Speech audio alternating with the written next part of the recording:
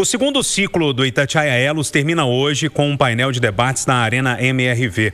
Além dos painéis, palestras vão abordar temas centrais do setor elétrico, aprofundando debates que foram destaque aqui na rádio, no portal da Itatiaia, ao longo dos meses de outubro e novembro.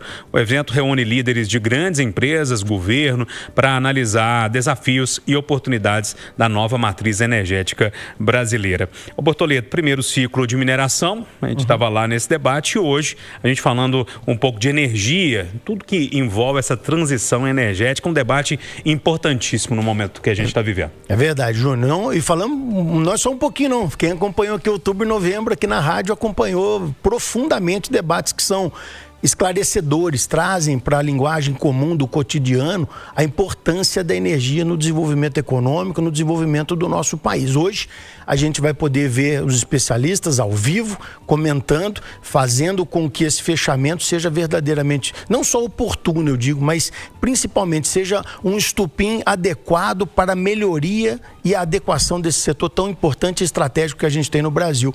De lá do Elos, eu acredito que nós temos a oportunidade não só de ouvir, mas de colocar em prática as sugestões que ali vão ser postas, para que a gente tenha, que pelo menos, diferentemente do que temos visto no judiciário, a gente tenha condição de, na área do desenvolvimento econômico, ter motivo para sorrir.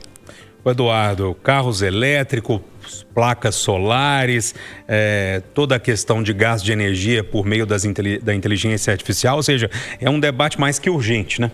Ô, amigo, parece complicado para muita gente, inclusive esse locutor que vos fala, é complicado, eu tenho dificuldade de entender as coisas, mas eu sei que precisa discutir, sabe?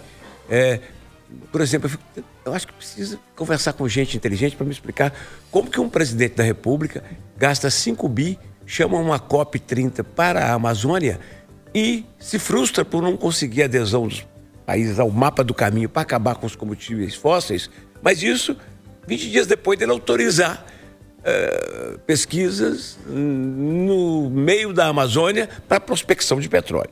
Outra coisa que eu não entendo, eu venho sonhando há 20 anos numa casa que tinha, já não tenho mais, eu mesmo investi R$42 mil, para quê? Para botar placa, para eu ter energia, não tanto para diminuir a minha conta, isso também, mas principalmente para ajudar o país na chamada energia limpa, né? E ficava me perguntando todo dia, por que os governos, por exemplo, aqui em Minas, não vai nesses aglomerados e coloca placa de energia solar para todo mundo e tal, que é bom para as pessoas pobres e bom para o país. Agora, descobri que o grande desafio do Operador Nacional do Sistema é conter a expansão da energia limpa. Porque se de um lado a falta de energia causa apagão, o excesso de energia produzida nas casas dos brasileiros causa apagão. Ô, Júnior, só o Erson me explicar. É uma discussão interessante essa que o Eduardo está tendo, Silvana, está trazendo, porque o problema é muita energia sendo produzida e não tem estrutura de distribuição, né? E aí a gente tem aquele gargalo que a gente tem no Brasil e outros setores também, como na questão do transporte, escoamento de produção, e esse também vira um gargalo aí na questão da energia limpa que a gente produz tão bem. Ô, Júnior, se o Eduardo, que é o Eduardo, entende disso pouco, você imagina essa aqui que vos fala, né? Agora de energia. Eu gostei, viu, João?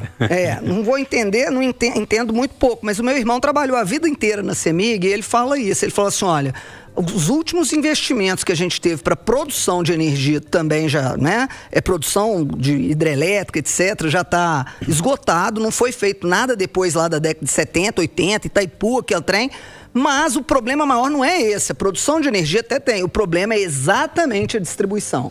Então ele falou, sobre distribuição quase nada foi feito e que isso iria gerar esses apagões que tem em São Paulo, a gente vê aí. Nós já tivemos alguns aqui para Trasmente também que foram dureza. Então não tenho dúvida, né, Júnior? Eu tô achando excelente esse evento todo e que a Rádio Itatiaia está promovendo junto, porque afinal de contas o futuro, não só do Brasil, mas do mundo inteiro, vai passar por isso. Nós vamos ter que ver como é que isso vai funcionar. Então, todo desenvolvimento econômico, social, passa por esse desenvolvimento aí dessa matriz energética. Eu adorei o evento, eu vou ficar agarrada nesse trem hoje para saber. Edilene, a gente tá falando na prática, assim, em última análise, do banho quentinho no final do dia, né? De um hospital funcionando bem, desse futuro carro elétrico que tanto se fala, ou seja, a gente tá falando de coisas na prática, mobilidade, de conforto, de saúde, enfim, a gente tá falando de coisas do dia a dia. Exato, Júnior. Tem uma repercussão na ponta e a Itatiaia sempre teve essa preocupação de discutir, debater o que interessa e o que afeta diretamente ao ouvinte. O Elos também é isso. Aliás, tem repercutido muito a realização do Elos.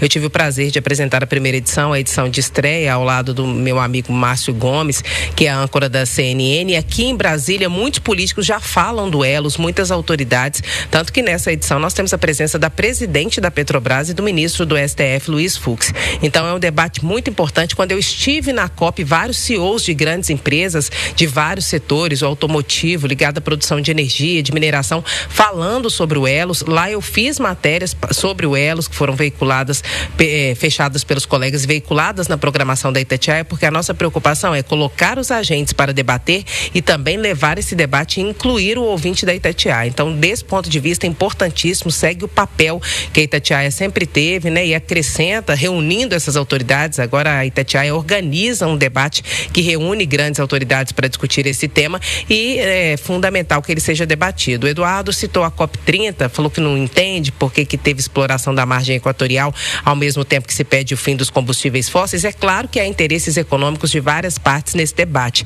mas tem uma justificativa que é apresentada não só pelo governo, mas pela iniciativa privada, pelos grandes empresários, é de que não tem como fazer a transição energética de uma vez, no tapa, largar a exploração de combustíveis fósseis e começar a viver de fontes alternativas, produzindo energia eólica, por exemplo, energia solar, ou no caso de combustíveis para abastecer veículos usando fontes alternativas, como o etanol, porque não há contingente suficiente para virar a chave de uma hora para outra. E para virar a chave precisa de recursos, e os recursos, em sua maioria, vêm dos combustíveis fósseis e das fontes tradicionais que nós já exploramos. Então, por isso, a transição teria que ser gradativa e, por isso, neste momento, não seria incompatível também com a exploração de petróleo. É uma explicação simples, mas é o que também tem dito as pessoas diretamente envolvidas nessa produção de energia. Eduardo e Júnior. Olha só, no itatiaia.com.br você acompanha toda essa discussão, também nas redes sociais, né? No @Elos Itatiaia, lá no Instagram, também tem muita discussão em torno disso tudo. Bom, a gente está acompanhando então o julgamento dessa possibilidade de tirar ou não o Jair Bolsonaro da prisão da Polícia Federal lá em Brasília. Até o momento, Moraes e Dino votaram para manter a prisão preventiva de Bolsonaro. Ainda faltam votar Carmen Lúcia e Cristiano Zanin. A gente acompanha ao longo da programação.